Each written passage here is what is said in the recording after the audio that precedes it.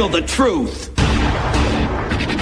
The Denise Simon Experience. The Truth Matrix. Vetting, exposing, drilling down to the truth. Rolling Thunder, this is Hitman, Seattle. Hitman, this is Rolling Thunder, Seattle. The Denise Simon Experience. Exposing politics, lies, demagoguery, spin, fraud. Grid to suppress, Mike Charlie, 4 tree 5, 9er 2-1. Grid to mark, Mike Charlie, 4-7 tree 9er, 8-9er, out. Promoting individual situational awareness. Question, probe, notice, ask why. Mark smoke on the deck, 2 rounds HEPT, gas TOT 5-3.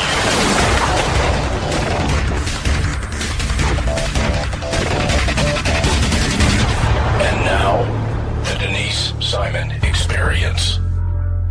Ladies and gentlemen, we're joined by, we've been invaded by Act for America, actforamerica.org, an organization that I have followed for a very long time, and because I didn't want to cheat myself on a knowledge and expertise and wisdom. And Brigitte Gabriel, I know that you guys have seen her on TV. I've seen her on TV 100 times, and if you haven't seen her, then you've cheated yourself. And she organized Act for America, which I think is one of the largest grassroots operations out there. The largest national security grassroots organization in the United States. Welcome to the Denise Simon Experience. So happy that we could do this in person because thank you. Actually thinking after chatting with you earlier today, I think we've been in some email chains, but it was probably years ago. But actually sitting across from a beautiful face and a beautiful person that does beautiful work is an extra bonus to this trip. You are so kind. Thank you. See, this is why I love coming here. This is like our support group and the conservative movement. It's therapy. Everybody hates us outside. Everybody thinks we're nuts. Everybody calls us Islamophobe, xenophobe, homophobe, racist, bigots, the whole thing. And finally we get to come together and we all love each other. We all think we're great. Well, Act for America, ladies and gentlemen, it's actforamerica.org. There are all kinds of issues that the organization's been doing for years, least of which is terrorism. And at one point, that was a very big deal. Not to say that today that it isn't, because I think we have tamped down some of that. But if we don't have some kind of control on that, it'll raise its nasty head again. But Brigitte's talked about defending the constitutions and freedoms, immigration reform, supporting military and law enforcement, standing with Israel, amazing, and exposing socialism. So we're here on the immigration piece. And we have covered from the sublime to the ridiculous here on immigration. Brigitte, you have concentrated on piece parts that go way beyond the border. You've done the visa things and the chain migration and all that. Exactly. And so why focus there? I'm happy you did, but tell us why there's more of for you, it's more of an emphasis there, because it's kind of a hidden threat nobody talks about. Right? Well, immigration has so many levels, and this is why people need to understand what's at stake. Look, we just finished remembering September 11th and the biggest tragedy, attack on the United States. We need to remember that the 19 hijackers came into the country legally. These people got visas from our embassy. They applied for their visas. They were approved. They flew into our country. They went through our customs. They were fine. They did not break the border and come here illegally. And also, between all 19 of them, they had over 60 driver's licenses. So when you look at that layer, you think to yourself, okay, now here we are 20 years almost after 9/11, and we still do not have control over our visa immigration system vetting. Who's vetting these people before they leave their countries, before they get here? What's their background? What are they doing? And so this is why we focus on these all levels of immigration, because as you can see, it affects national security. Right now, before with the 1911 hijackers, it was direct terrorism. Right now, when we look at what's happening at the Mexican border with the MS-13 gangs, with the traffickers that are coming in, We know that Hezbollah set up training centers in the tri-state in the South America.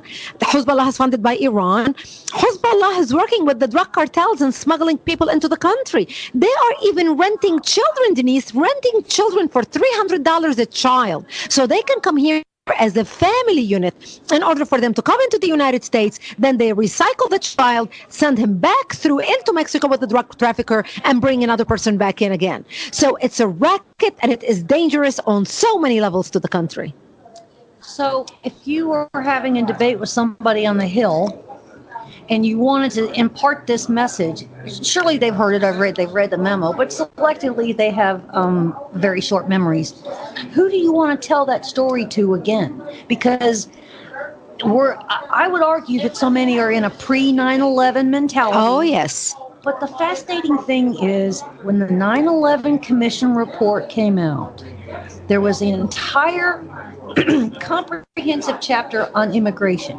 Let's not forget that so many of those in Congress today signed off on all the recommendations made by the 9/11 Commission report that included all of the things that you're discussing today and that we're here with Fair discussing today that they would fix. They committed to fixing those, and they haven't.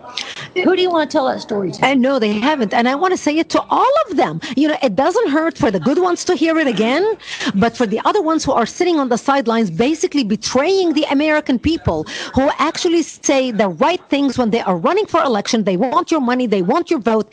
You get them back into Washington, D.C., and they forget everything and anything that they promised you. And then they do their own thing. And we have seen this happen again and again and again and again.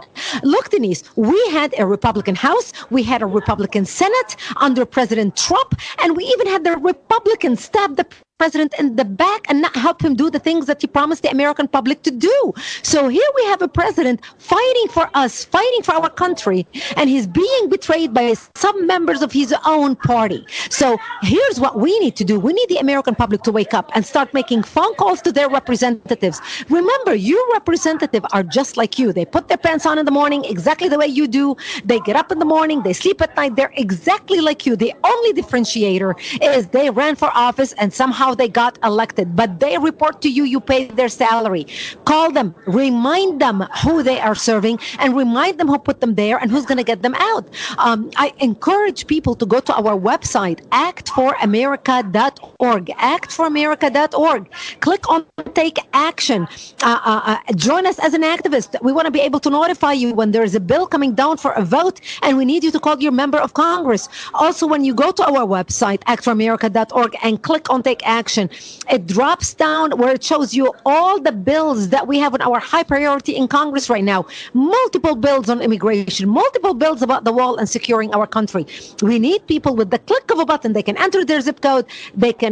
We have a pre-written letter for them that they can send to their senator, their congressman. It's already pre-written. All they have to do is add their name to it. We make it very easy for the average American who cares about this country, who is as frustrated as you and I, to take action, to make a difference. A lot of people do not even know what to do. They want somebody to help them know what to do. What's that? I want to yell at somebody. I know, because it's so frustrating. You know, you think to yourself, it's like, the American public is frustrated because they feel that the elected officials are not listening. But you know what they say? Squeaky wheel gets the oil. People like you and I call, but the majority of the people do not call because they feel, what is my voice going to count? It doesn't mean anything. By the way, I have a tip for the American public who thinks, what is my voice going to count? I talk to elected officials all the time, and I ask them, how many people do you need to hear from to make an issue your top priority? And you will be shocked. On the federal level, are you ready? 40 to 50 people. That's it. I am sure we have more than 40 people listening to this broadcast right now. And here is how they look at the numbers. Every phone call or letter represents 1,000 voters. They feel if one person makes a phone call or writes a letter, he or she are representing 1,000 couch potatoes who feel the same way but are too lazy to make a phone call or write a letter, yet they vote on election day. That translates to 40 to 50,000 voters on election day. That can make or break an election. Know your strength, know your power. These are the tips that we teach you at Act for America, that we share with you to empower you, to inspire you, to embolden you, to give you authority, to give you the knowledge that you need to impact legislation and change the future of our country. This is exactly why you need to be signed up with actforamerica.org. Join us, get involved, join many patriots like you who are acting and making a difference for the country. In all of your work, because you've been at this a long time. That's right. A long time, and thankfully so. Even if you change one mind or if you get one new subscriber, great. But as your days go by, Brigitte, what becomes shocking? I mean, do you get shocked once a month, once a year, once a week?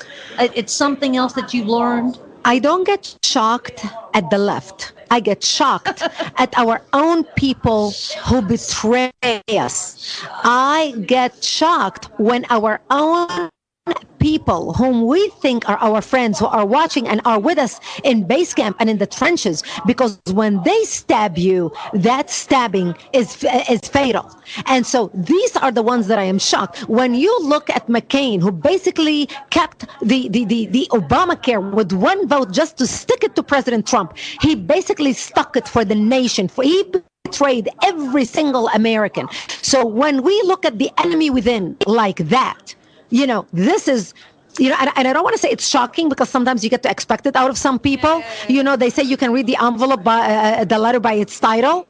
And so we pretty much, when you look at Congress right now, you pretty much know exactly where everybody stands, because we are at a point where, you can tell who the liars are, and you can tell who the appeasers are, and you can tell who are the people who are really sticking their neck out and really saying what needs to be said and walking their talk, because there's not many of them doing that right. I'm going to really turn the page here and change gears on you, because in all of the discussions and all of the nonsense that have gone on between Washington, D.C. and New York with the UN General Assembly, one thing hugely got missed.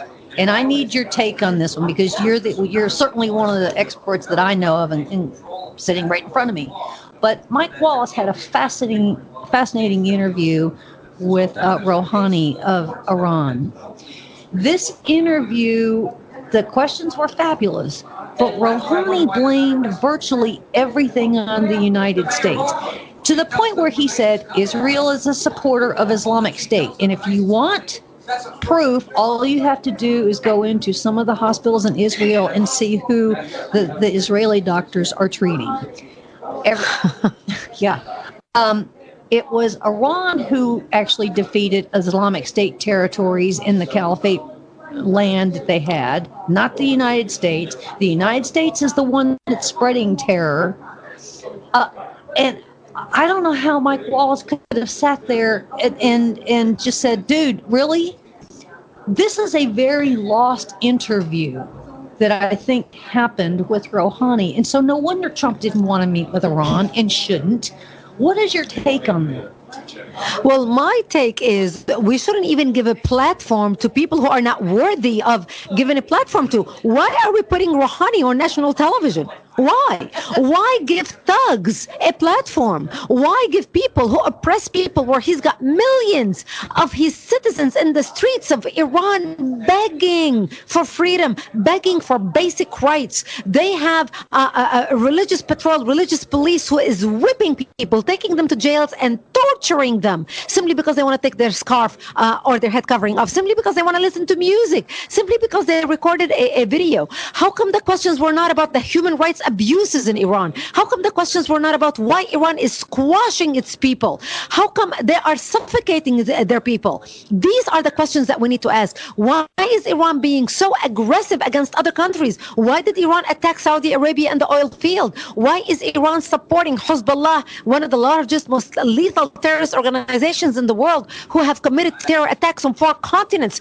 These are the bold questions that our journalists need to be asking. But unfortunately today, Denise, we are not looking at journalists. We are looking at political activists with the national and international platform who are using the limelight to basically brainwash and advance their own point of view on the international stage and on the national stage. And this is exactly why President Trump, good for him, he shouldn't give the time of day to Rouhani, because Iran is a lost cause at this time. Iran is driven by a messianic vision of bringing in the Islamic Messiah, and they are willing and ready to sacrifice millions of their own citizens to make that happen.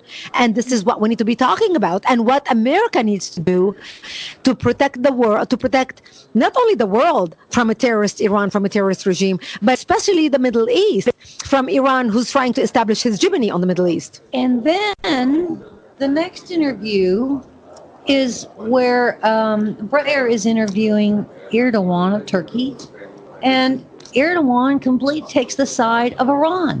When, I mean, this is all so twisted. When then we have Europe, who might be actually turning the corner and believing the United States that Iran did attack the Saudi oil fields. So in the last week, we have got twisted stuff going on all over the place, right?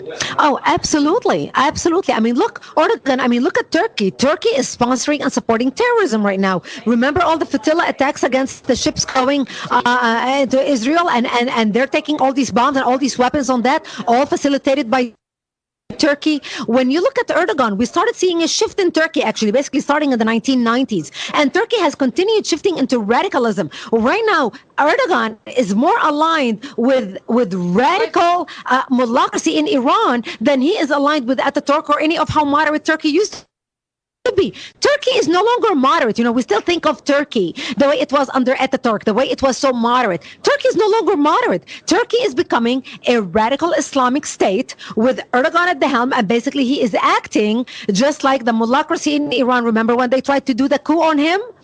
And he went and arrested all the generals and imprisoned them, etc. Was that a fake coup? I mean, it is basically, you know, he is just becoming a dictator. Well, it is. We have no equilibrium across the globe. No. When Trump necessarily has to call up another world leader, the conversations is very different today than I think it would have been during Nixon, Yeah. or Kennedy, or even Clinton. It's a very different conversation because we've got a whole lot less equilibrium, which causes what? It causes refugee crises. It causes asylum crises. It causes because the consequences are so widespread. They are so widespread, but that's exactly why the world needs America as a superpower. The world needs America as a superpower because we are a country governed by conscience. We are a country governed by ethics. At least now we have the right leader, not under Obama. Obama was sending money to the tune of billions on crates like cash in the middle of the night like drug money. We had a corrupt Chicago corrupt person sitting at the White. That's right. Follow the money. So finally in America, we have a leader that the world respects. As a matter of fact, President Trump has more friends who respect him, leaders in the world, more than inside of America. I mean, it's amazing. You know, you've got Sarkozy who respects him.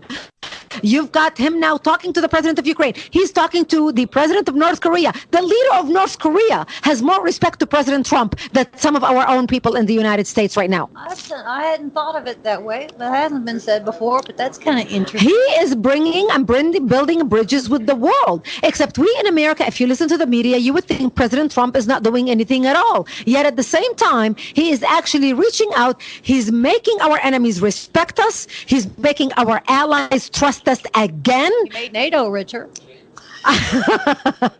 And he is just fixing things in the United States. And this is exactly why we need to make sure that we stay on this path until we are able to basically fix the country and all the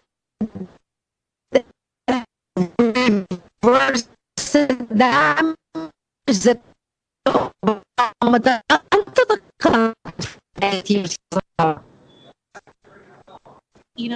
If Act for America to sanctuary cities, to rule of law, to foreign policies, to visa lotteries, all these kinds of things. So you are endless. You are bound, limitless. We are national security because all these issues relate to national security. Look, like I mentioned, the 9/11 hijackers, you can look at that as an immigration. It started with an immigration problem. They were not vetted. They were going in and out with cash. Nobody checked into where they're going, who they're coming, who they're associated with, all the fraud, the different driver's licenses. So the national security issue covers many areas. After America is protected. We can't even get El Chapo. Can you believe that? Well, we know where it is. Yeah. We don't have access to it because the Sinaloa cartel wasn't considered a terrorist organization. Exactly. But now we have so much at stake. I mean, when we're talking about MS-13 gang members walking our streets and they our eyes, at what city you are in, they are no longer limited. See, this is what people don't think about. They think, oh, MS-13 gang, Mexico, Texas, Arizona.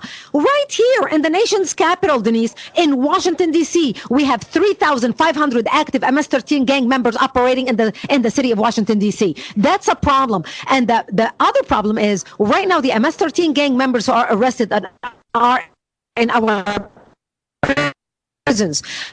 Usually a gang member, the way you show your loyalty to doing insignia on your arm. Right now we are seeing MS-13 gang members with Hezbollah tattoos on their arm. So they're dual loyalty to both organizations. So they are members of Hezbollah and members of MS-13 gang. That is a problem when thugs, the gang, are now also associated and members of one of the largest terrorist organizations in the world. Are MS-13 actually providing securities for the drug cartel mules? Well, they work together. I mean, because they facilitate each other work. This is exactly how they get here. Plus, they rule. So it's thugs working together against us, basically, because we are the victims. It's our people here who are getting killed in the United States on the streets. The barbarians are here. The barbarians are here, and that's why we need to be mobilized. The time for education is over. We are educated. We are informed. We know what the problem is. Now is the time for action. We want people to go to actforamerica.org and get involved. No matter what you do, even if you make a phone call, even if you send an email, even if you write a letter, even if you are coached on how to talk to your neighbor, we need you involved. Well, it's a passionate argument. It's back in Washington, D.C. with you personally for 2 days. You're doing remarkable work. Thank you. You get to mobilize an awful lot of people. And with that comes some power and comes some force. And knowledge is power, and we don't realize the kind of knowledge that you're really providing for us when you're doing all the work, recipients. So we all work together. I cannot do this. Say we're grateful. That's an understatement. Thank you. But it's not I who did it. It's the million member of our organizations who are making the phone calls and writing the letters and doing their part and standing right here with me, director of our government relations. She's in charge of all the bills that we pass and our relations with members of Congress. Thomas right here is the director of our grassroots operation. Without them, I wouldn't be anything. And without our members, none of this would be happening. But this is exactly what our founding fathers set the example for us to do. At least we don't have to freeze in Valley Forge in the middle of the night wondering if we're still gonna wake up in the morning. The least we can do is sit in an air-conditioned hotel, you and I, talk on the microphone, sip our cappuccinos, frappuccinos, whatever is ichinos, and make those phone calls or write those emails on our iPhones. How fortunate are we?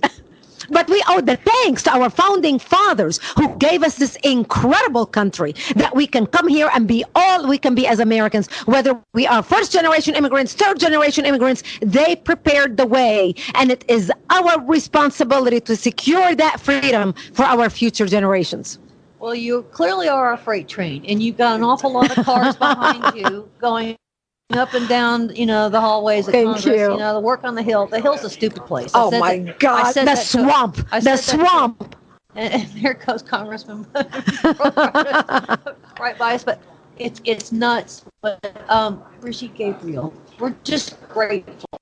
Thank I don't know how else to say it. Thank you so much. You're so kind.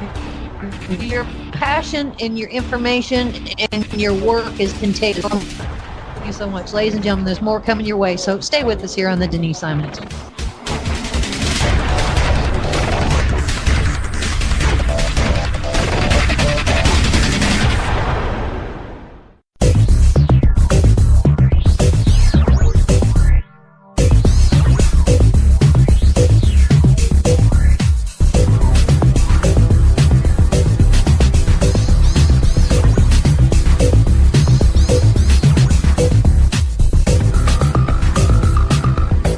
Welcome back, ladies and gentlemen, to the Denise Simon Experience, heard worldwide on Mojo 50 and generously carried on WDDQ.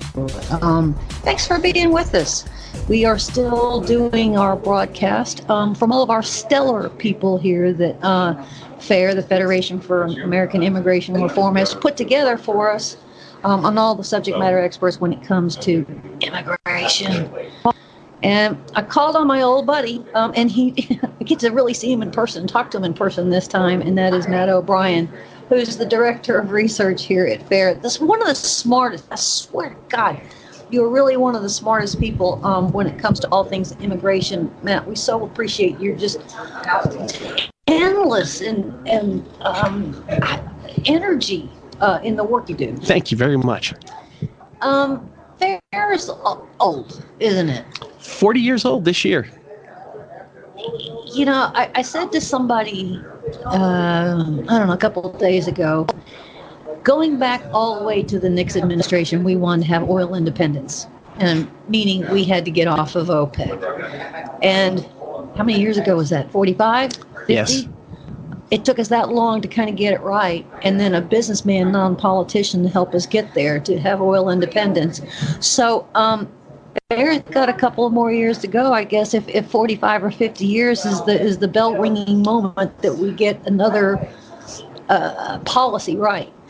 Well, we're hoping that it won't take that long. I mean, the fact is there's a lot of talk about the immigration system being broken, but the immigration system itself isn't broken. It's the way we have gone about enforcing it. And there have been way too many administrations, both Republican and Democrat, that have chosen not to enforce the laws in order to cater to perceived constituencies, and that's been a mistake. And the Trump administration keeps winning in front of the courts because it isn't doing anything that's not in the law. What it's actually doing is it's stripping away all the things that other administrations did that were not authorized by the law and returning everything to the letter of the Immigration and Nationality Act.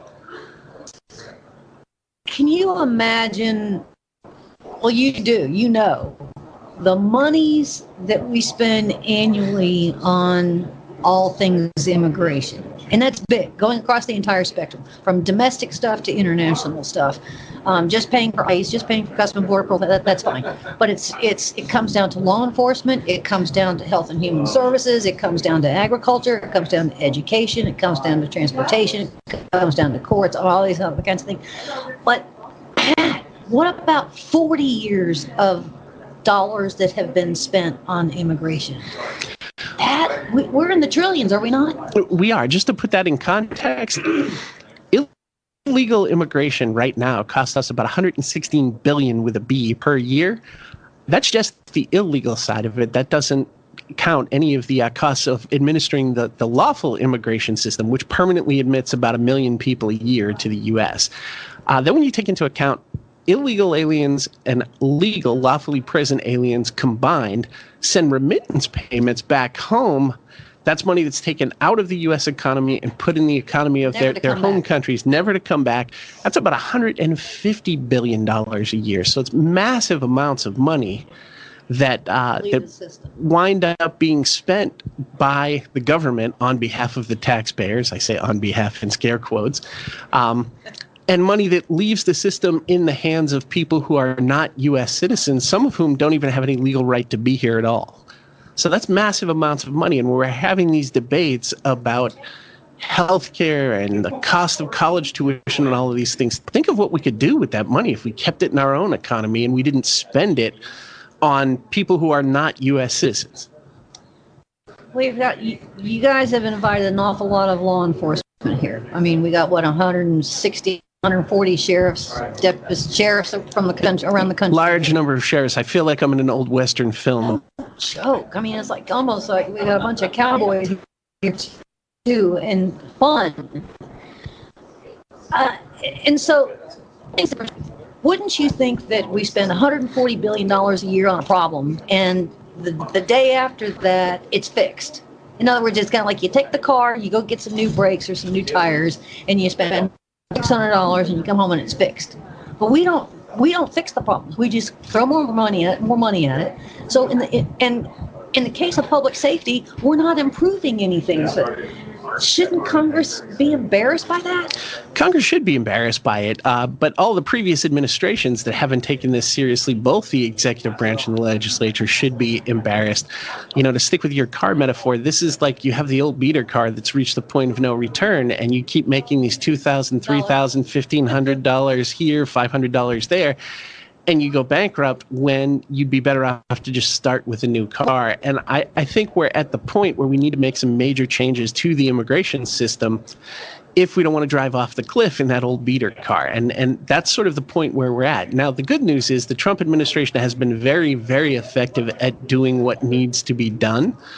Unfortunately, they've been blocked at every turn by activist judges in the Ninth Circuit who seem to think that their function is not to interpret and apply the law, but to correct the legislature whenever it does anything that they think is inappropriate. And we're going the wrong direction. But with giving Trump at least a blue ribbon, we have to do that. And we have to say that if it had been any other president, I would argue we would have an immigration debate, but it wouldn't be on the volume that Trump brought to the national discourse, correct? Yeah, that's correct. I think past administrations have had a debate about immigration. I think the places where people found agreement across party lines was, everybody says we should get rid of the criminals. Of course, that's not thinking the problem through. FAIR recently published a study. We looked at data from the State Criminal Alien Assistance Program, which is a federal program that reimburses state and local jails for housing illegal alien criminals. And we found that illegal aliens, based on the data available there, are 3 to 5 times as likely to commit a crime as their peers who are lawfully present immigrants or U.S. citizens. So I don't think, based on my years of experience, I was a trial attorney with ICE, I ran the National Security Division at U.S. Citizenship and Immigration Services. In my experience, people who begin their relationship with the United States with an illegal act don't suddenly become law-abiding because they've arrived in the U.S. And the fact is that in order to work here illegally and to stay here and not get discovered by the immigration authorities, you have to engage in a lot of different forms of identity theft and fraud and all kinds of other crimes. So I'm just not buying what the other side wants people to believe, that these people have engaged in this de minimis violation and it's not that big a deal. It really is a big deal. Not enough attention has been paid to the activist organizations that have been launched that have festered this problem, and where those monies have come from. The debate is always the detention centers and Customs and Border Patrol and the wall, but we have forces that are working against all of that are well funded domestically and internationally, and nobody's really talking about those forces that have kind of twisted the whole thing and encouraged caravan. Why are we missing that in the discussion? Well, I think a lot of people just don't want to believe that it's true. I think the Democrats don't want anyone to think that goes on. I mean, look at this whole narrative about collusion and all of that kind of stuff. It's kind of hard to point your finger at the Republicans and come up with this hokey collusion narrative while at the same time saying, hey, we need to go meddle in these foreign countries, or we have been meddling in these foreign countries. I think that the government should take a look at this as a big international relations issue, which President Trump has done with the third safe country. He says, do me a favor. Well, true. Sorry, I got them all choked up on that one. But the third safe country agreements, I think were a fantastic diplomatic approach to this. I think wasn't that always there, but we just now rang the bell on it? Yeah, 100% correct. That's been there forever. Nobody has bothered to use it. But, God bless Trump for using the tool that was available. I think we also need to take a look at this from a public information standpoint. Why aren't we in these countries countering this narrative that these organizations are putting out? These organizations are going south of the border and they're telling people, oh, go to the U.S. If you can get there and stay there, everything will work out fine. Bring a child with you because that's your free passport. And we need to be down there countering that. Australia set up a program. They had a large number of people coming across the Indian Ocean from places like Pakistan and Afghanistan to Australia. They had an amazing program. You can just Google this and find it. It was really well done. They had a poster designed by a graphic design firm that showed the type of boat these people were coming in on storm-tossed seas, and it had a legend on it that said, do not come to Australia illegally. You will not be let in. And they had these translated into Urdu and Farsi and Hindi and Arabic. And through their embassies, they distributed them all over the place. They had radio ads and television ads with the same theme. They reduced the number of boats coming from the Middle East and the subcontinent by about 92% just with the ad campaign. CIA used to do those kinds of things. Have we not ring the doorbell over there at CIA and said, help us? The reason I asked that question is in the early years of the Obama administration, if you looked at the embassy websites for foreign countries, and then you looked at the Twitter feeds, there were instructions on there under Hillary that said, hey, these are the documents you need. This is what you need to do. This is where they were encouraging back then. And I remember writing some articles about that. I think it was too early for me to remember how to do screenshots back then. But literally her State Department was encouraging anybody. We know that you're in a persecuted whatever country. So come on, and here's how you get there. Well, this goes back to how do we envision immigration? The people on the Democrat side of this issue would prefer to envision immigration as a domestic policy issue, and they see it as a benefit. This is a form of reparations for colonialism. It's a way to help people who are poor. It is a way to kind of declare our diversity and wokeness to the world in general, which frankly doesn't really care about any of those things. So, the question is, do you look at this as a domestic policy issue and as a benefit that you are giving to people, or do you look at it as a national security, an international relations and diplomacy issue, as well as a public diplomacy issue?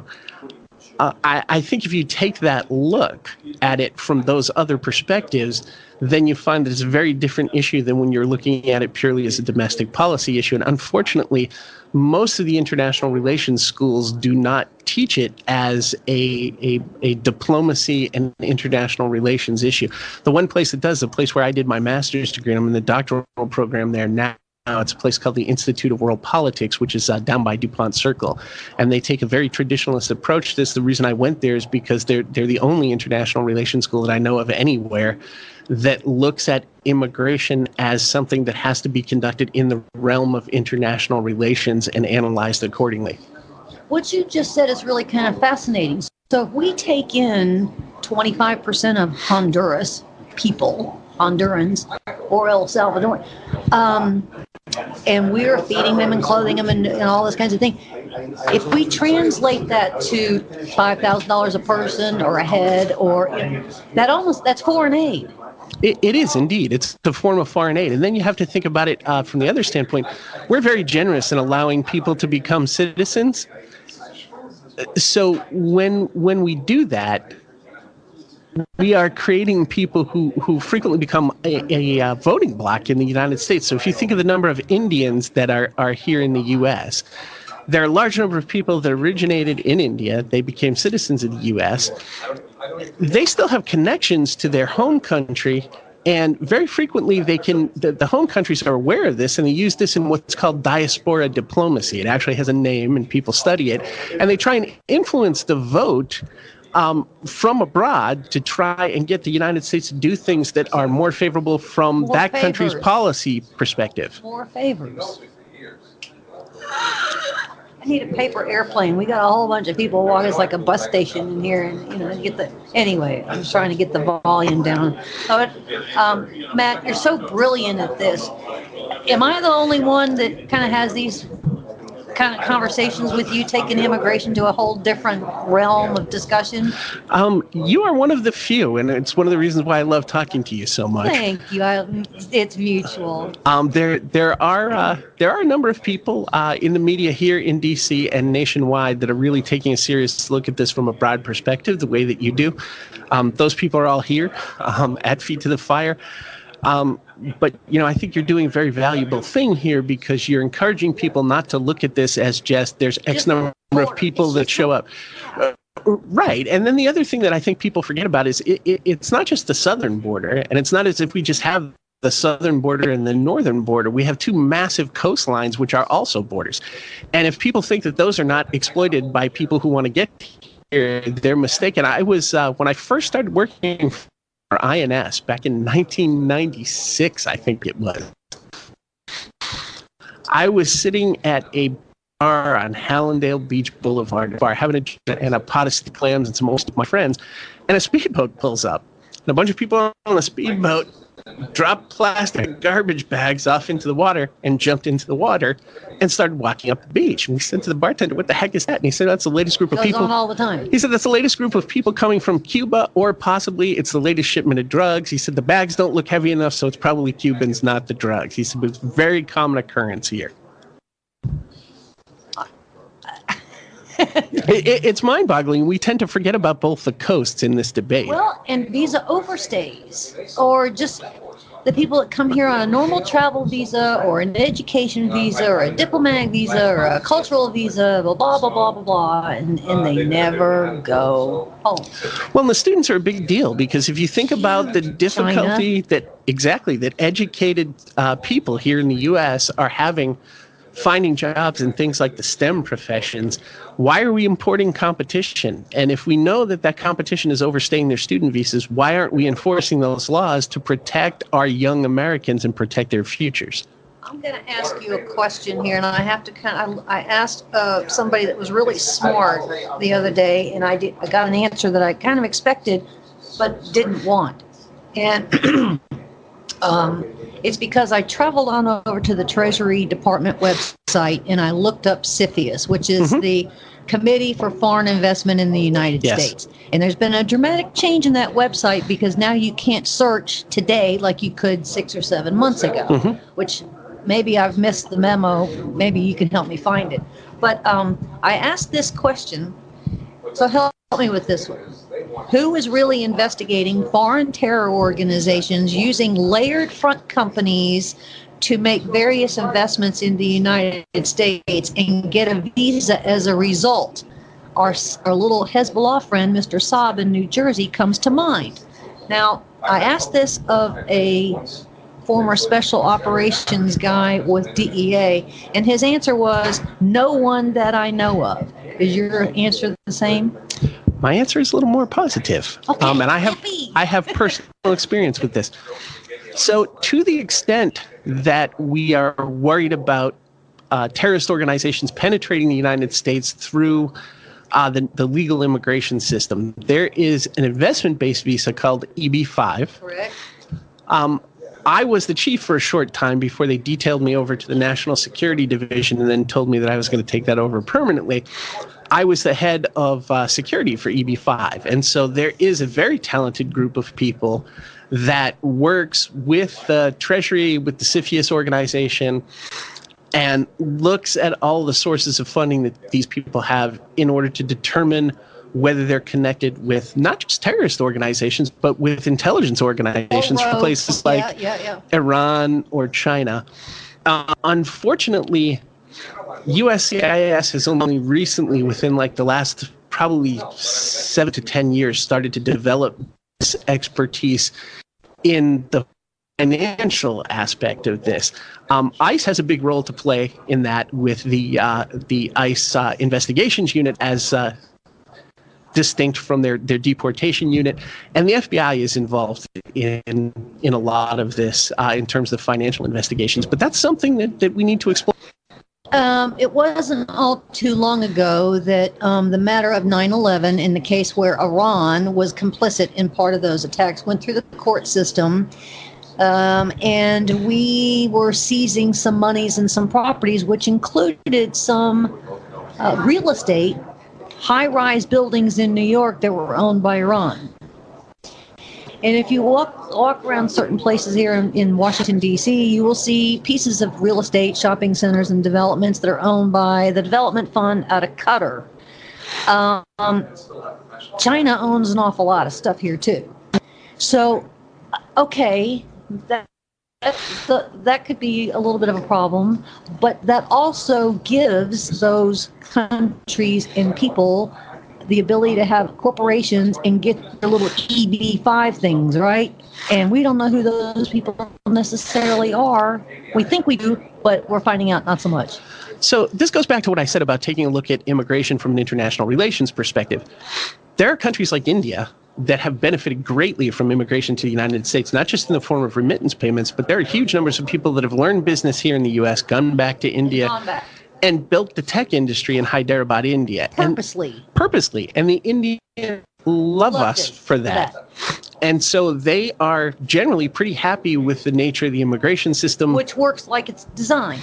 It does indeed. And so many of the H-1Bs, there's some fraud issues with H-1B visas, but many of the H-1Bs have been a sort of incubator for business in their countries of origin. Right. So good word, incubator. We need to take a look at immigration from the standpoint of what does it do for us and what does it do for our economy. Now, the good side of things like Qatar and China is countries that have a significant investment in you generally don't want to go to war with you because they don't want to lose their money.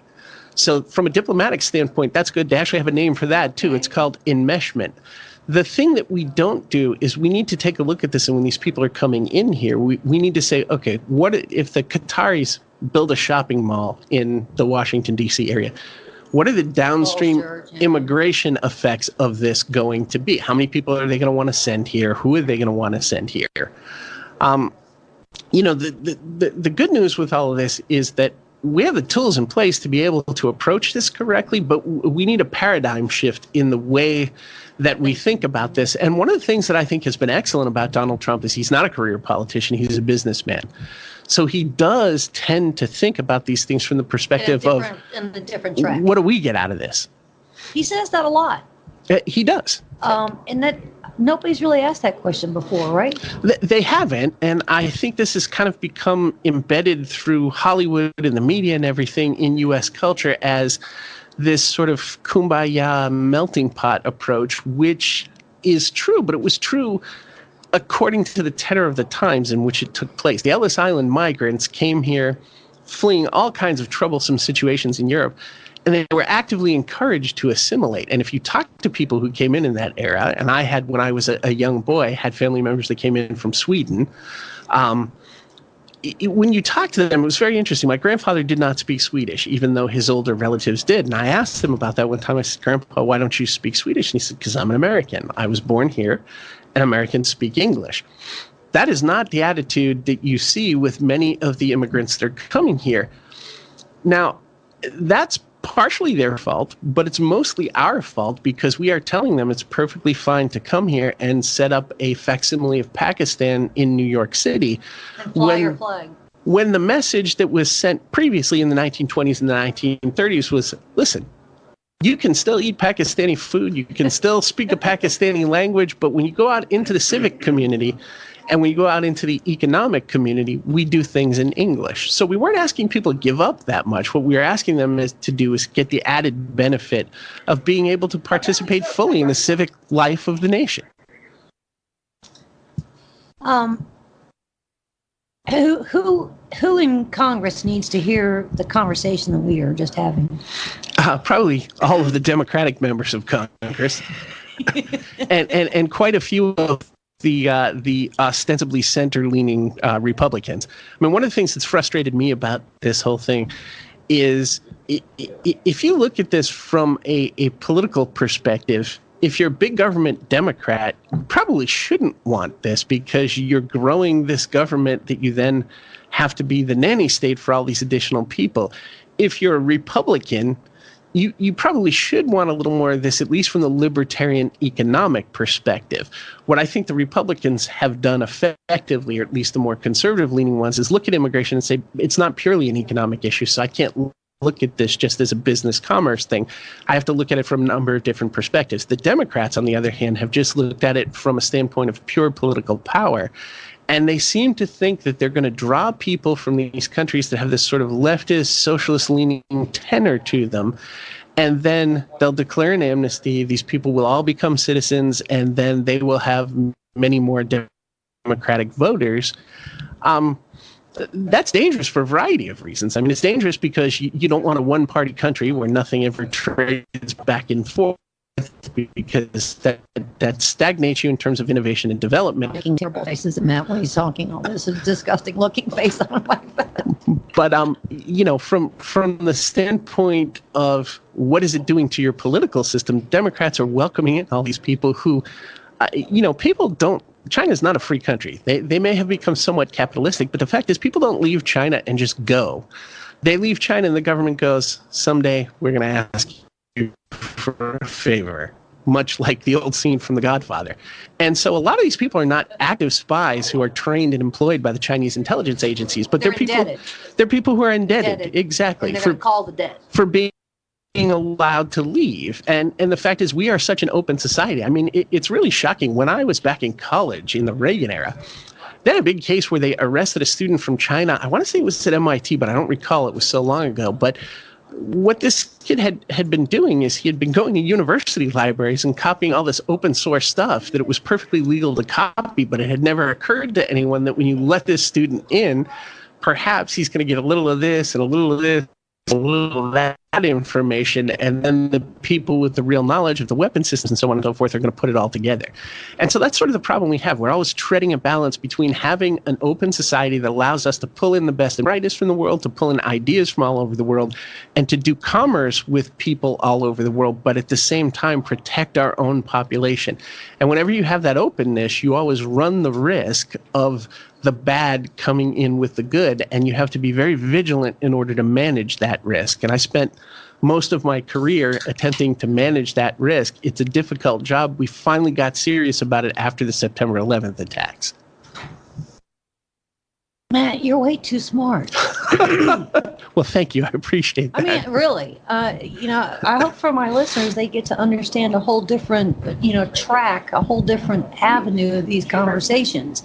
You get tired of hearing about Trump's wall when it's really America's wall. You get tired of hearing, control the border or close the border when it's much more than that. And covered an awful lot of the world, the territory. And when you look at this stuff, I had a history professor who always used to say there's nothing new under the sun. It's all been done before. There's absolutely nothing. There was old Latin saying nihil novum sub soli. And we have to start looking around at this. I mean, you have these arguments about the wall, but the fact is that Israel built one. And it reduced the terrorist attacks. We're building them for other countries instead of our own. And the Israeli wall reduced the terrorist attacks that they were having coming from one of the Palestinian-controlled territories by like 98%. It was really effective. So I don't get it when I hear these people saying, well, the wall didn't work. The Great Wall of China didn't work. Well, the Great Wall of China didn't work because one of the generals sold the Chinese out and opened the gate for the Mongols. They seem to work in prisons. They do indeed. Ladies and gentlemen, thank you to Mr. Matt O'Brien. FAIR, Federation for the American Immigration Reform, has been exceptionally generous to have us here each year. We learn so much. The conversations, the discussions get to change a little bit each year, but I think we're making some headway, even though we had to deal with a whole pile of caravans. But Mr. Matt, thank you. And thank you very much. Come back, ladies and gentlemen. There's more coming your way on the Denise Simon Experience, so stay with us.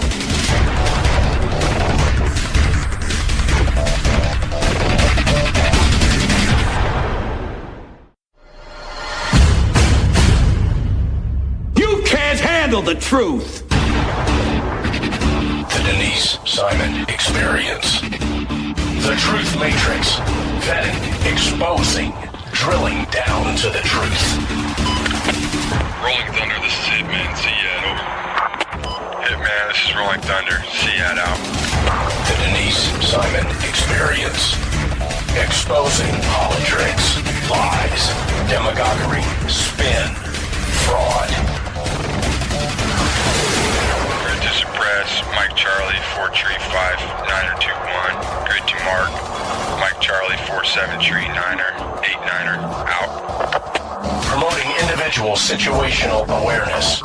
Question, probe, notice, ask why. Mark smoke on the deck, 2 rounds HEPT, gas TOT 5-3.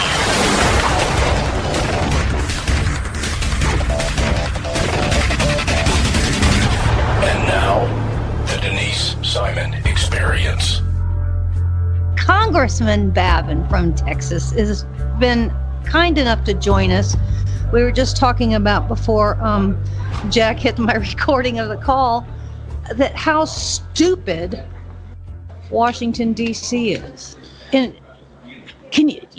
thank you, Congressman Babin, for being here. I mean, you are really in the belly of the beast. But, you know, we outside, reality's outside the Beltway, right? Absolutely. Welcome, by the way. No question. Yeah, great to be with you, Denise. Glad to be here. And talk to some people with sense. Do you have to do a Prozac every day when you go? I mean, Congressman. It's incredible that we know there's a clear and present danger at our borders on every level. You know, community health, terrorism, crime, you name it, it is a problem. Law enforcement, overburdens on our school system, healthcare, everything is just, and we're getting 1 million a year that are coming across, apprehended, turned loose. And, you know, it's fallen. The numbers have fallen. Thank President Trump and thank Mexico. They're helping us here because we just simply cannot get the Democrats on the other side of the aisle to either realize that this clear and present danger is there, or they want open borders. I'm beginning to think that, in fact, I've known for a while that that's what I think they would like. I'm of the notion, because we're here, you know, at the Grace and Generosity Affair Federation for American Immigration Reform, and they print this fabulous book, you know, The Fiscal Burden of Illegal Immigration. Right. The numbers are staggering. And I've had them for the last 3 or 4 years. Now, let me ask you a bizarre question, because I've asked this to a couple of people, and they kind of look at me like I'm nuts. But Honduras or El Salvador or Guatemala are obviously failed states. So why don't we take $140 billion and just buy one of those countries and be done? You know what I'm saying? Look, let's just buy and stop. Go down there and make it a model nation, and then all of a sudden, would we repatriate people? I mean, is that nuts? No, it's really not. I mean, what you're saying that in jest. I know you're saying it in jest. But think about the concept. Several months ago, we knew that there had been 1% to 2% of some of these countries that had already immigrated into the United States of America. And it is incredible that this many people are coming into this nation without vaccinations, without immunizations, without background checks. Many of them are repeat criminals who have been deported before. And we've got sanctuary cities that protect them when they come in. The burden on the schools and the hospitals, everything else. I've got a school. I'm from Texas. I'm a border state. I used to live in Texas twice. I know. Yes. Well, we have one particular school. I mean, all of our schools are being burdened by this, but I have one in particular that takes in over 1,000 illegal immigrant children per month. Per month. And it's a rural school district, so overburdened.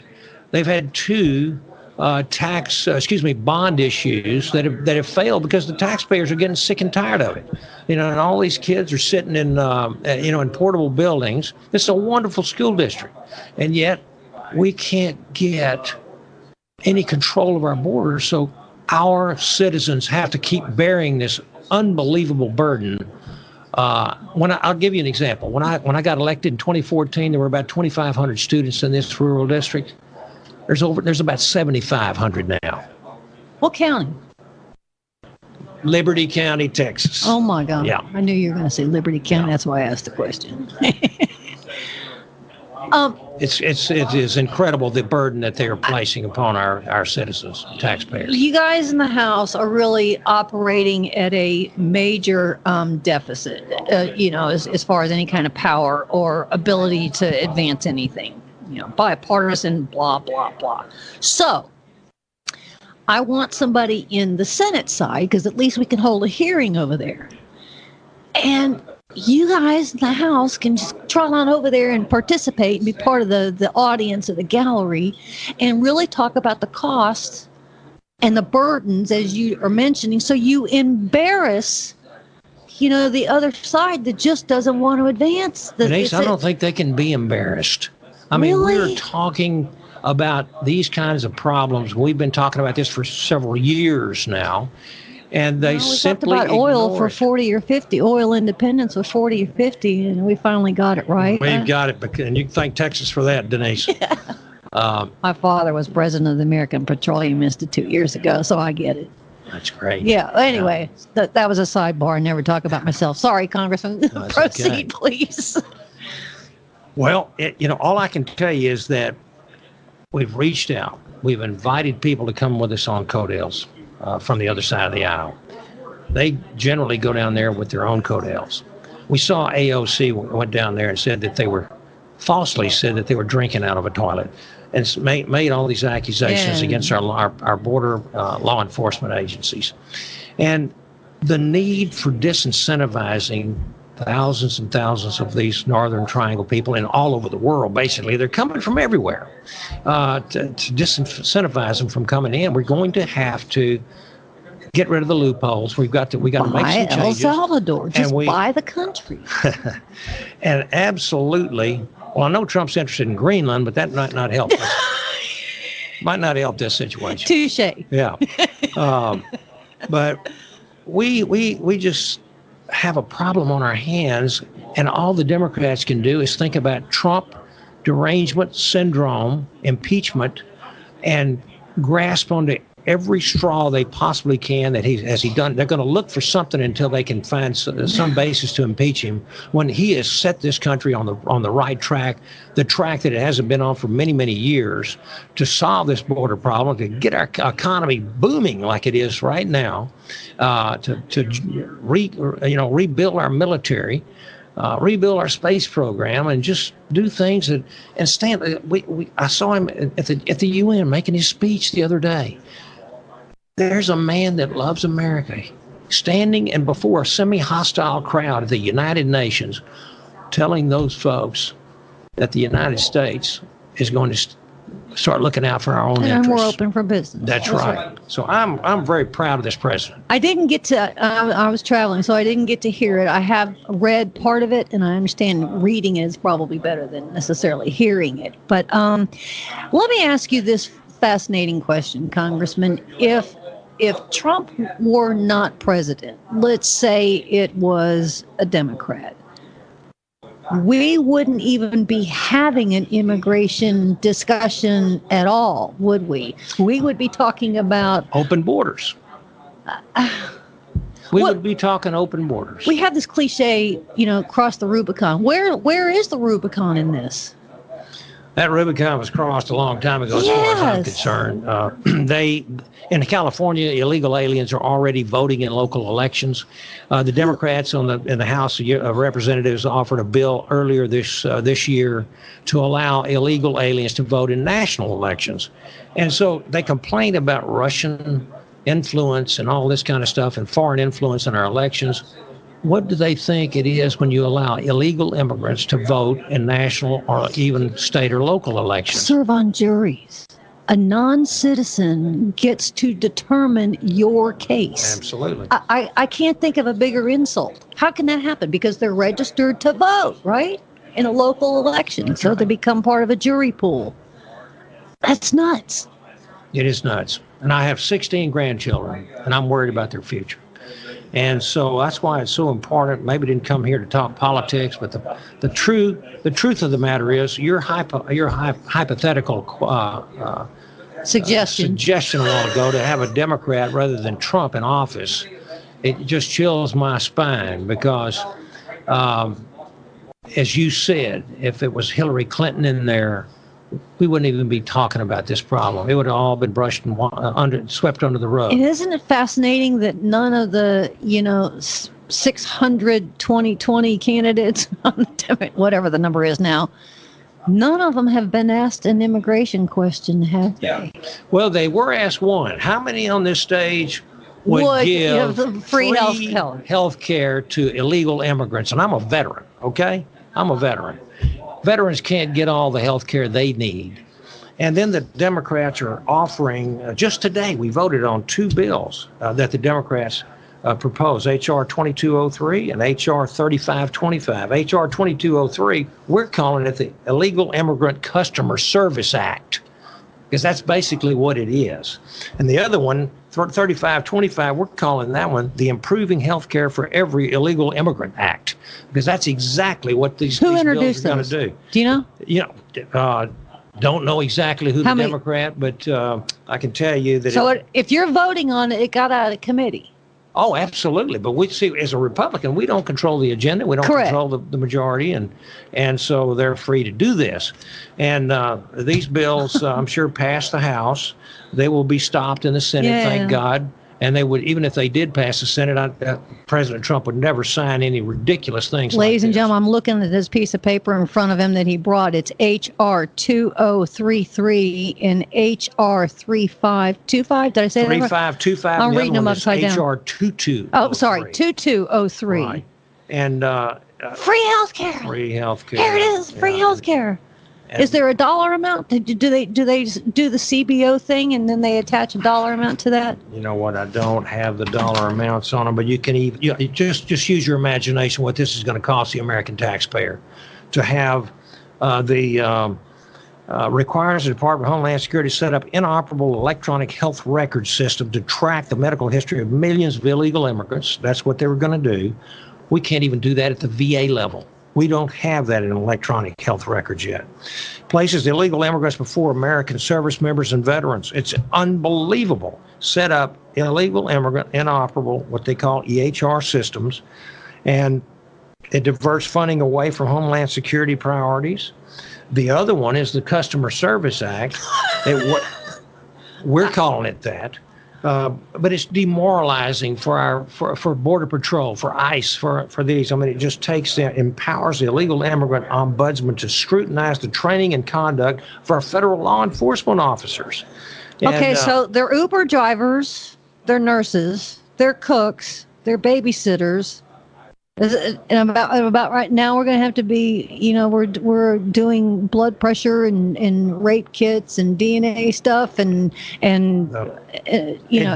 these bills, Denise, they do not close the loopholes in the asylum laws, which is the pull factor for illegals to continue to come. It does nothing to protect vulnerable families and children. It does nothing to expand migrant processing and long-term housing facilities to reduce dangerous conditions and overcrowding. It does nothing to hire additional Customs and Border Protection officers to more efficiently process these record numbers of migrants. It does nothing to increase the number of immigration judges and attorneys that were so desperately needed. And we've got over 1 million illegals that have already had their day in court, have been adjudicated, and have been told to be deported, and the Democrats will not follow the law. They're worried about the president. You say nobody's above the law, even the president, but they're putting illegal aliens above the law. They're a protected class. Absolutely. Well, let me ask you another bizarre question, because I've asked this a couple of you smart guys that are assigned to the Capitol, and that is, we have these alleged safe zones in Syria, and we had them in Libya. Why aren't we doing safe zones, economic empowerment zones of that scale where you've got the United Nations and USAID and Turkey and Jordan, in these countries, the Guatemalas and the ones that are gone into a tailspin. Wouldn't you rather be treating the problem there than treating it here? We did some research because another big problem is our refugee system. Yes. It's horrible. And we found out that our broken refugee system, which has been really essentially helped immensely by executive order from the president because we couldn't get anything through legislatively, we can help 12 of these refugees in their own countries for the price of bringing one to immigrate into our country. 12 to 1. That's where we should be helping. Denise, you're exactly right. We should be putting money into these. I'll be your new staffer and see what you. Yeah, well, that's true. I can't compete with little Miss Sarah, though. She's amazing.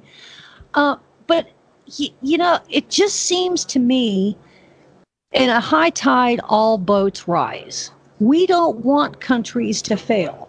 We're doing so well because of Trump's policies and deregulation. We're doing so well. That into itself has become an enticement. So it's a double-edged sword that we're doing so well. It's kind of like standing there with our hands on their hips going, ha, ha, ha, ha, see Mexico and see Guatemala, how great we are, and then these people want to come.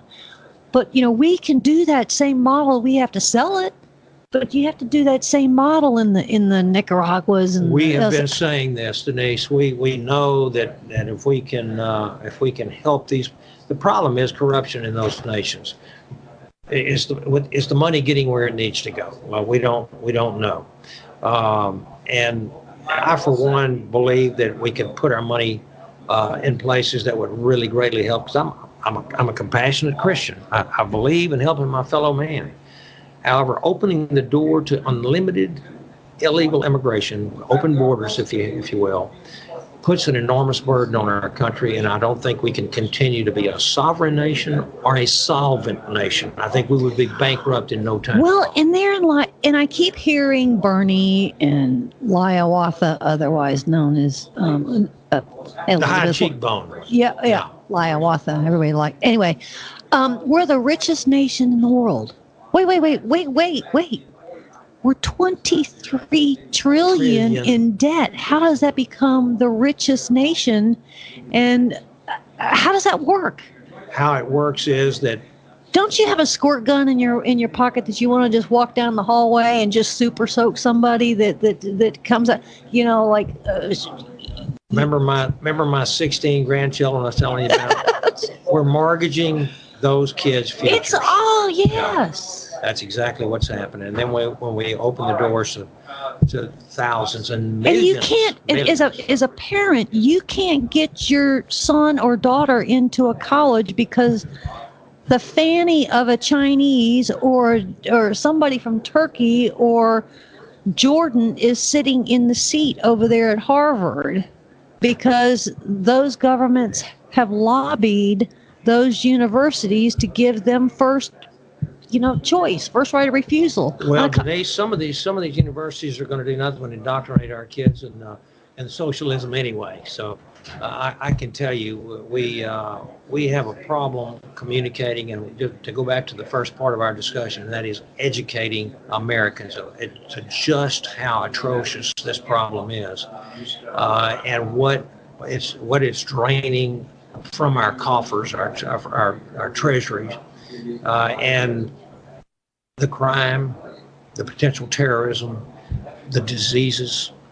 We apprehended a number of Congolese and West Africans recently. We know what's in the Congo, and that is Ebola.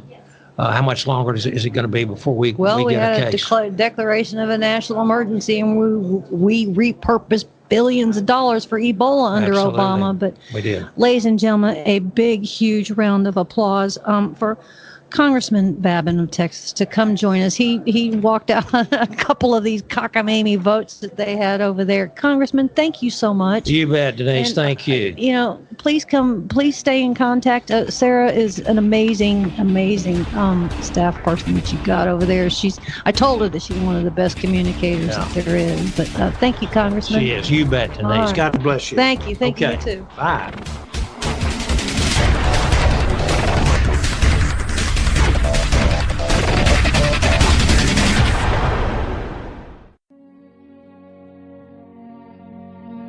And on the 8th day, God looked down on his planned paradise and said, I need a caretaker.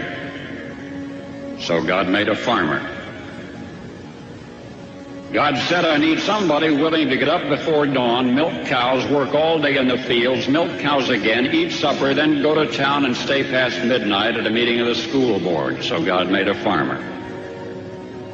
God said, I need somebody willing to sit up all night with a newborn colt and watch it die, then dry his eyes and say, maybe next year.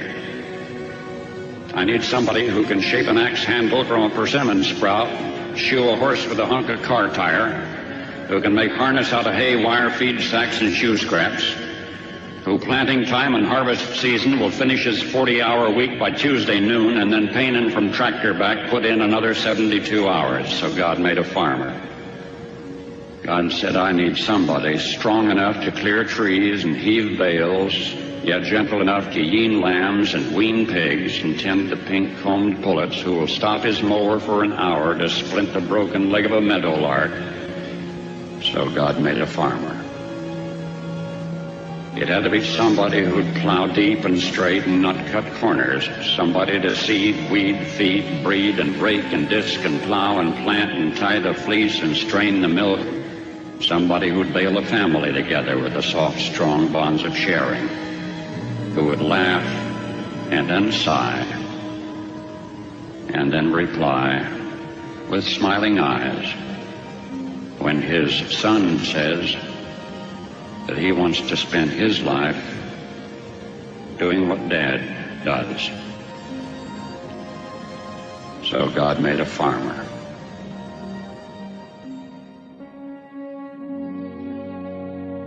And on the 9th day, God spilled some coffee on an angry possum, and God made a liberal. God said, I need someone willing to get up at the crack of noon and check their Facebook and tweet vile things, take a nap, borrow money from their parents, and stay out all night drinking Pabst ironically and snorting bath salts and wine until midnight. So God made a liberal. He said, I need a person that can take a thriving community and turn it into a debt-ridden post-apocalyptic welfare state. I need someone who thinks meat is murder, produce is raised in grocery aisles, who can't fix a flat tire or change her own oil, and who, when forced to finally get a job as a barista, makes you wait for your latte while they play Angry Birds on their iPhone and then takes his union-mandated 2-hour break. So God made a liberal. God said, I need somebody dumb enough to believe in global warming and deficit spending, yet arrogant enough to look down at hard-working folk because they don't have a worthless PhD in 17th century Belgian lesbian studies. It had to be someone that would tax and spend, sue and attack, flip and flop, legislate from the bench and pass an unread bill. A person that would take a story of American success and turn it into a lesson of injustice. So God made a liberal. It had to be someone who'd lie to themselves and others and envy the successful. Someone to whine, cry, demand, screech, and scream sexist, intolerant, xenophobic, homophobic, Islamophobic, racist, bigot. It had to be someone that at the end of the day they could go home after helping rip apart a country with divisive race and class war, and who would laugh and then sigh with mocking eyes, thinking, if I hadn't aborted all my children, they'd probably say they want to spend their life doing what Dad does. So God made a liberal.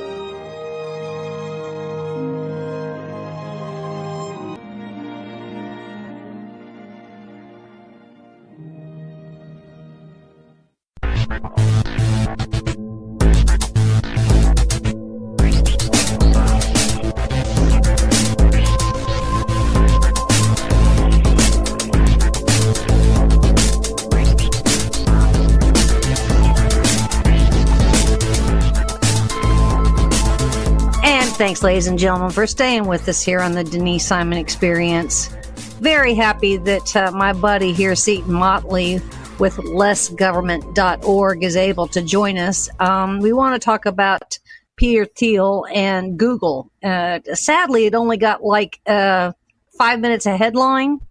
At least I think Tucker Carlson did pay it some attention, but then again, it went away because it's not enough of a scandal in Washington, D.C. We have to go back and talk about the Mueller report and all that other kind of stuff. So Seton is very generous to join us and have this discussion because not nearly enough attention has been paid to Google and their fealty, their allegiance, I would say, to China. So with that, Mr. President of lessgovernment.org, Seton Motley, thanks for joining us. Thank you. Yes, it's an issue and should be discussed a whole lot It's more. been an issue for a long time, Seton, and it's kind of like, did it really take Peter Thiel to bring any kind of attention to this? Well, he's got a bigger megaphone than I do. I wrote a piece last October because I've been tracking, and this is a domestic cronyism issue, but the Defense Department's about to award a $10 billion contract to somebody to provide all their cloud computing backup. And it's been totally cronied up by Amazon. And Amazon's about to get it. And so I've been following this, and of course, a lot of companies originally were bidding. And Google was one of the companies that was bidding. And their employees mutinied in October of last year and said, we don't want to work for the U.S. military juggernaut. It reflects poorly on our company that we're even bidding for the job. And Google's leadership acquiesced and pulled out of the bidding process. So I wrote a piece last year, and by the way, chronicled a whole bunch of fealty from all sorts of big tech companies to China. That said leftist big tech, communist China, heck yes, U.S. military, heck no. Because then after Google's employees mutinied, Microsoft's employees mutinied and said, we don't want to work for the Defense Department either. And Microsoft's leadership, to their credit, and also because they want some of the money, said, no, screw you, we're bidding on this contract. Yeah, they also signed a piece with IBM just in the last week or so, I think, for cloud. Who did, Microsoft? Yeah. Yeah.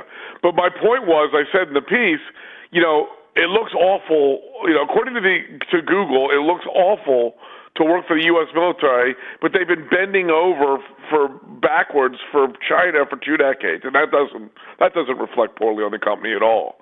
It's completely absurd. They've censored searches per the communist Chinese government demand. They've done all sorts of things. A bunch of U.S. companies are like this. Apple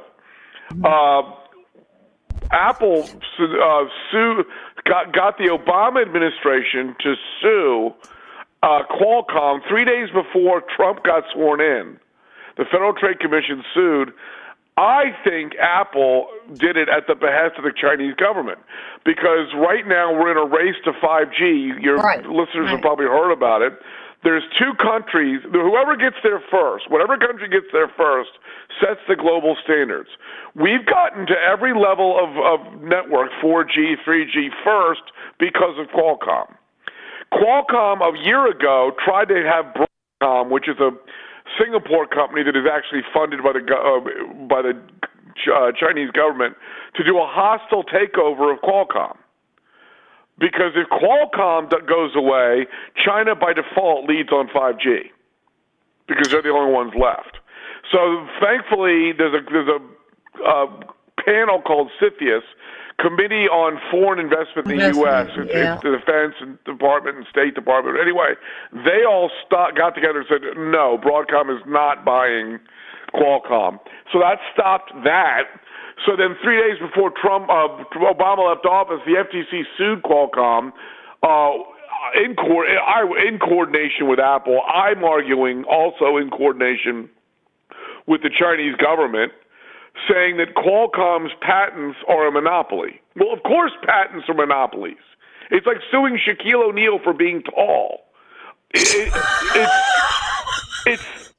inherently what patents are, and so that would fundamentally undermine, because right now it went to an Obama appointee judge who hates patents, hates intellectual property, is a total leftist.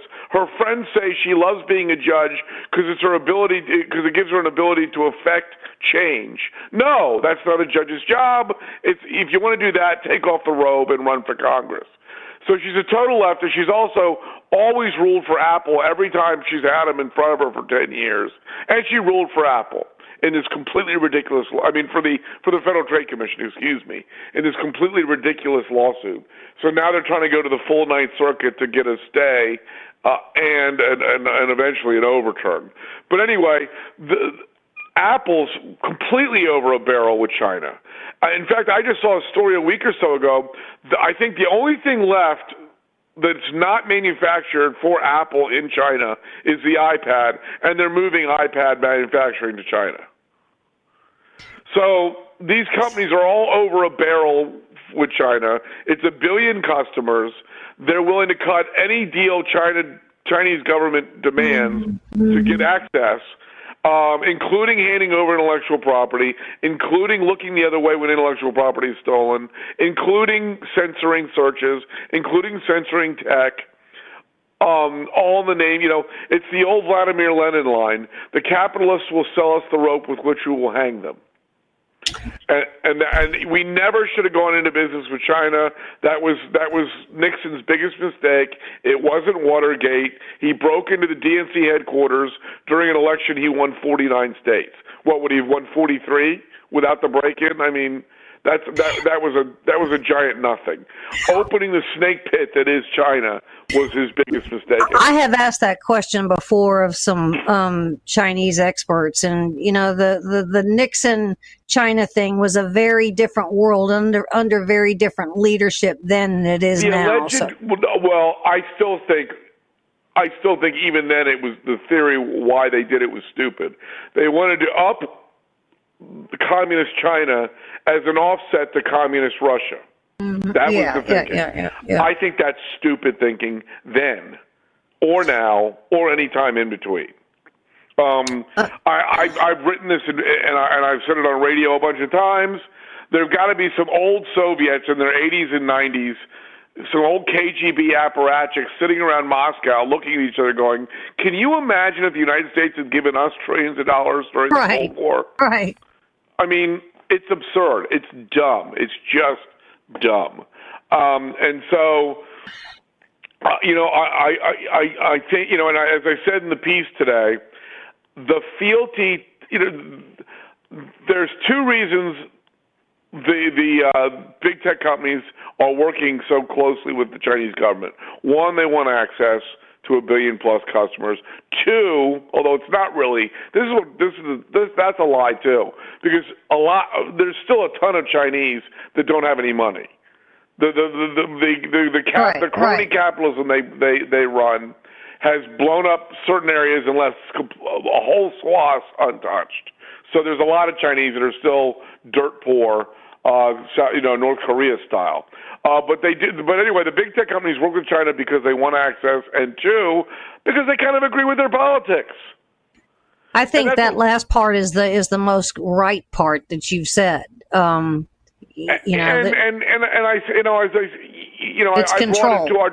I brought it to our domestic political battles for the last decade plus, where, we've been saying that net neutrality, I've been saying net neutrality, socialism for the internet because it guarantees everyone equal amounts of nothing.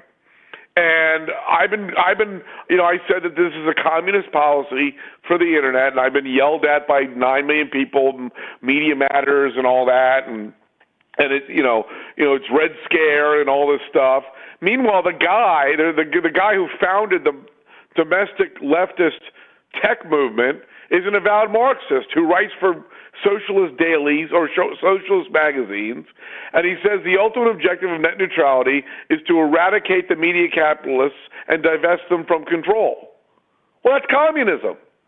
He talks about we can't fix media in America until we dismantle brick by brick the capitalist principles and replace them with socialist ones.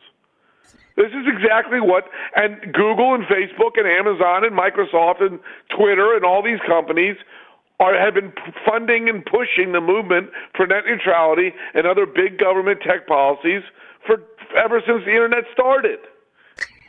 And it's the exact same mindset that they're, sidling up with in communist China.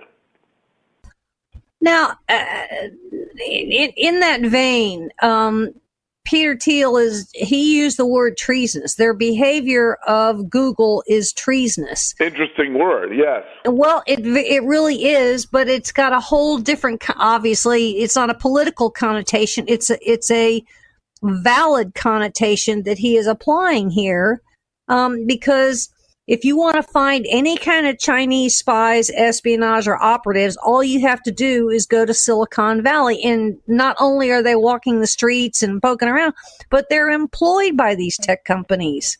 Yes. Yes. So I would say, where is our domestic intelligence apparatus like the FBI? Well, again, this just, anyone who denies that there's a deep state problem is a moron or a liar. Right. I mean, this is the go along to get along where, it's the same thing we're running into with these libertarian morons. This free trade uber alles.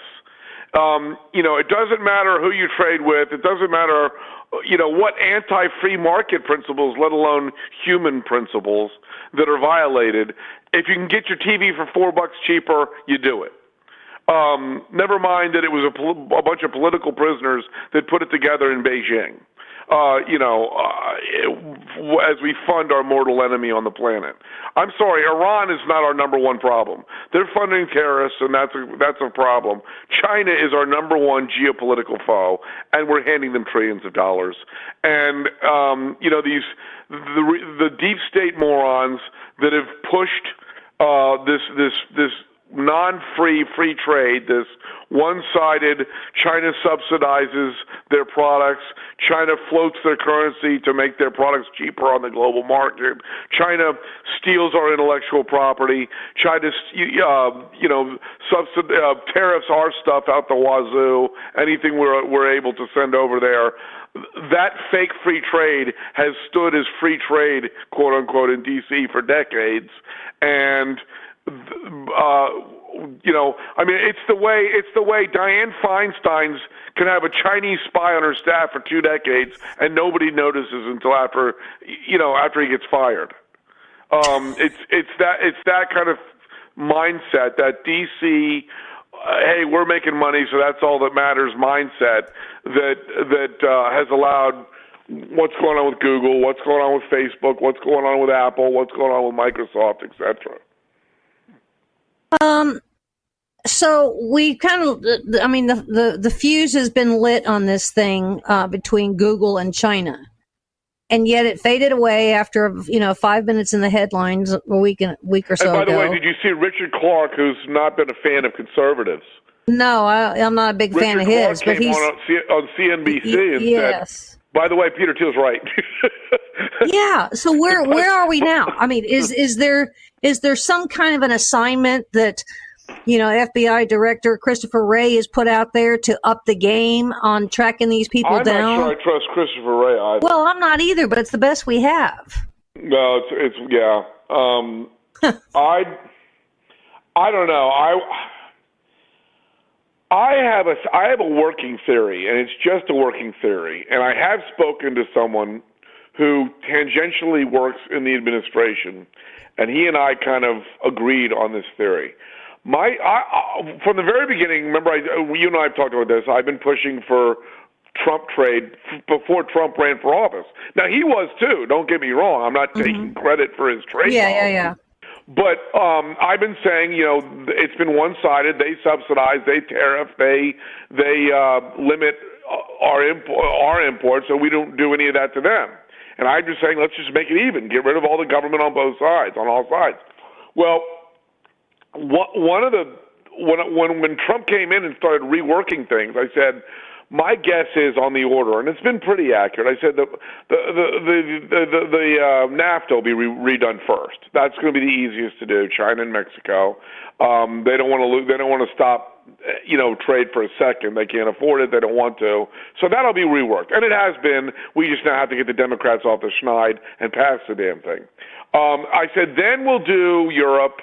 Then, Europe's been held up a little bit because of Brexit, and Trump said, hell, we'll sign your first trade deal with Britain once you get out of the EU. I said China's going to be last. There's a couple reasons. One, we're not just negotiating trade with China. We're using trade as a leverage point to have them put pressure on North Korea on nukes. Correct. So that's another moving part that has nothing to do with trade and complicates the trade deal, obviously, exponentially. It means we're going to probably have to capitulate on some trade things in order to get some pressure on on North Korea, if in fact we can. I also think, ultimately, and this is my theory, I don't think he wants to deal with China. I hope not. I really hope not. I think deep down he's kind of where I am, which is, why are we trading with these bastards? Yes. What the hell are we doing? So look at what he hasn't applied that many tariffs to China. China's economy is cratering. Ours is kicking ass.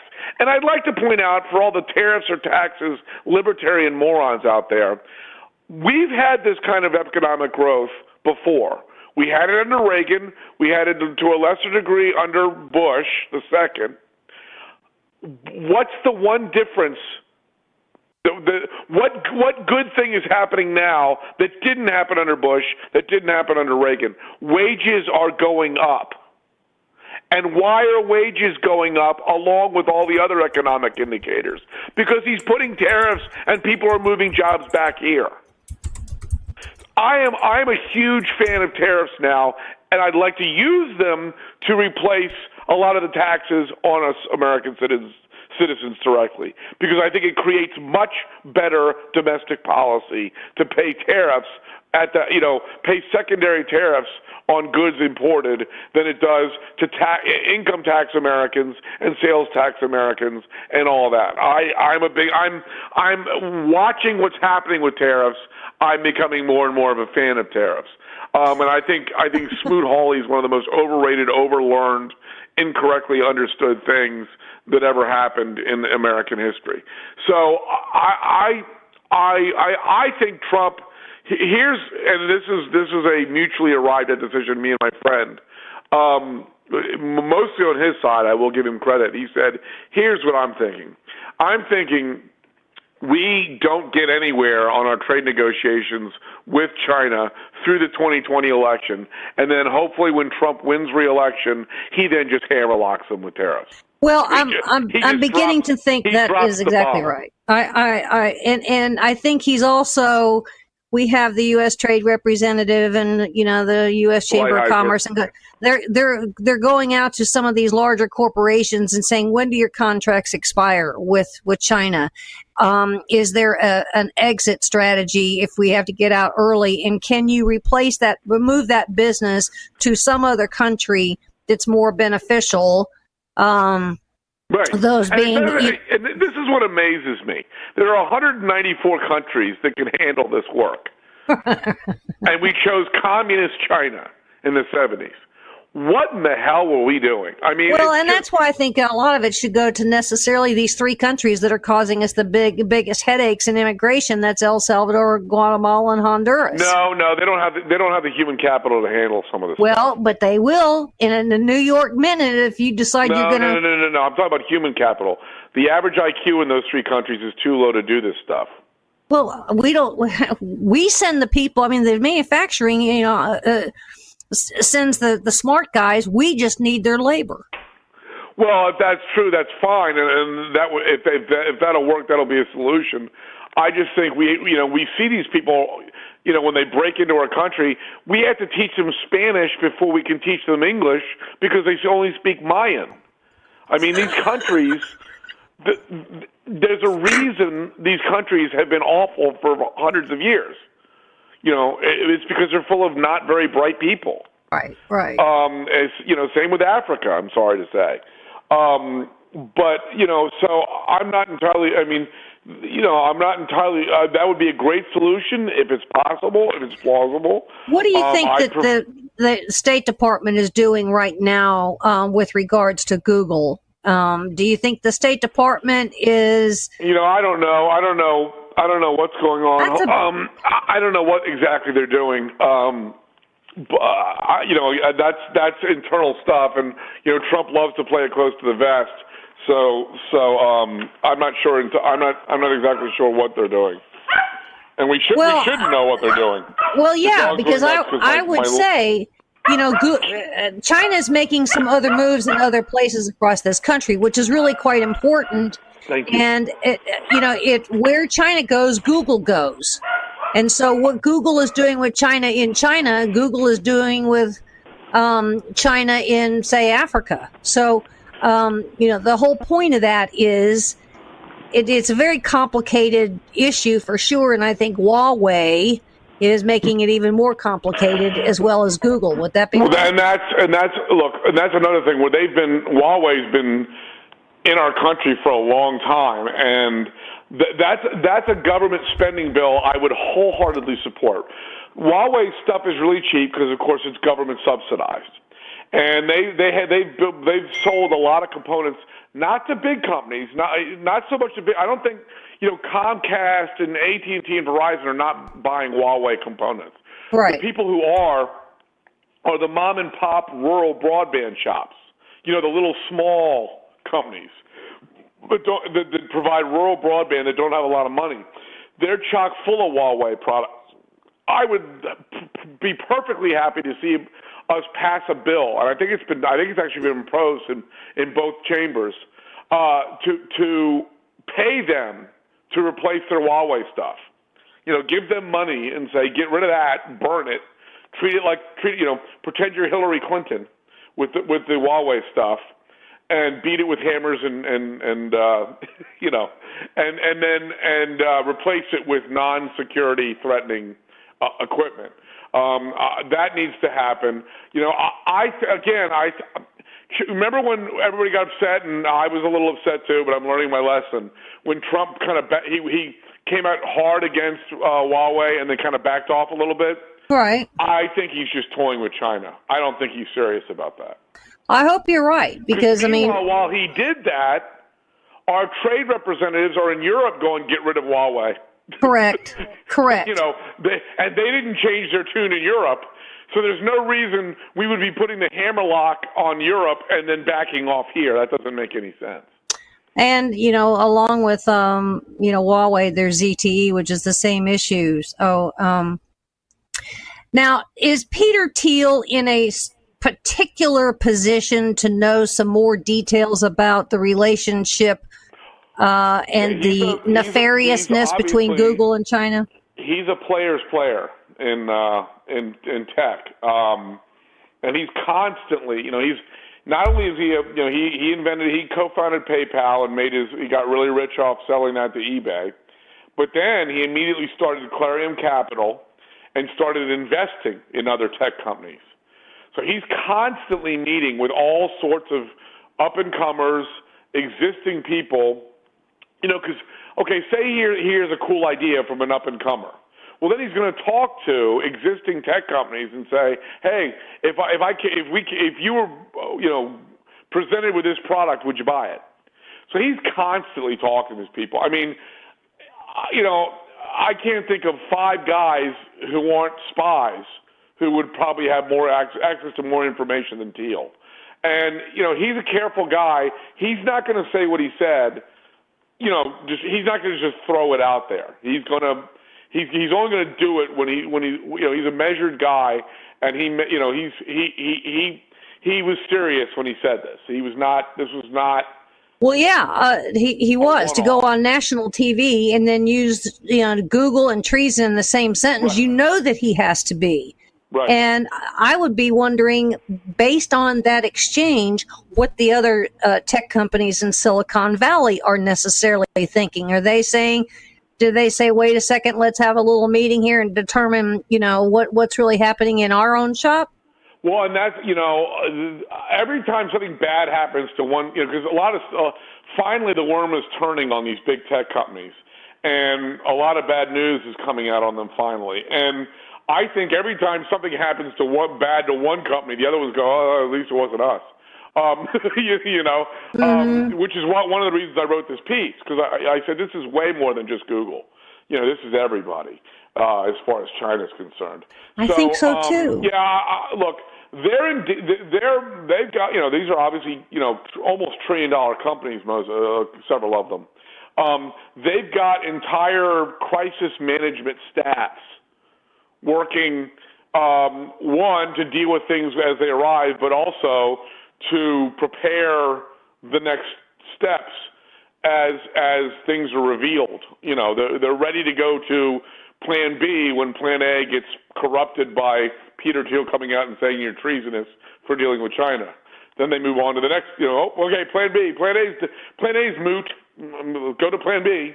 What's particularly interesting here, Seton, is that Google hasn't come out really and pushed back, have they? Have you seen any kind of response? I think they were counting on the media swallowing it up, and they would only have heightened its its visibility had they responded.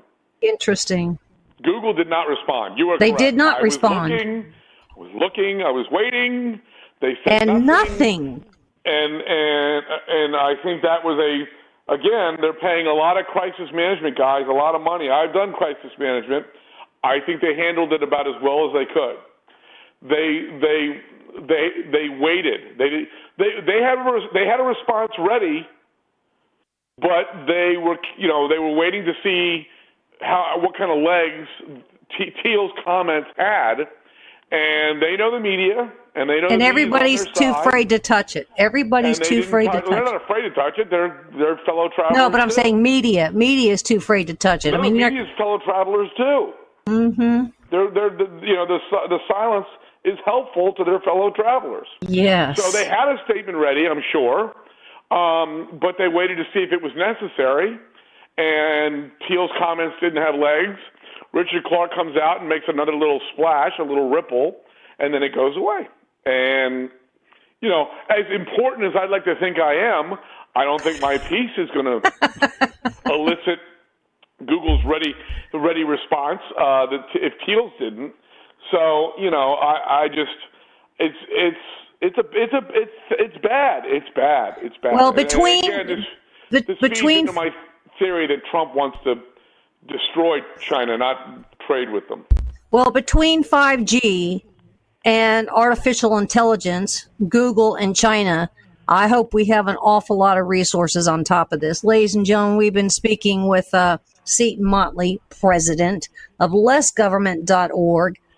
Thanks for this, because I think it's a discussion that needs to keep going for sure. But thank you, Mr. Seton Motley. And ladies and gentlemen, we're so pleased that you could be with us on the Denise Simon Experience, heard worldwide on Mojo 50. We'll see you again next week.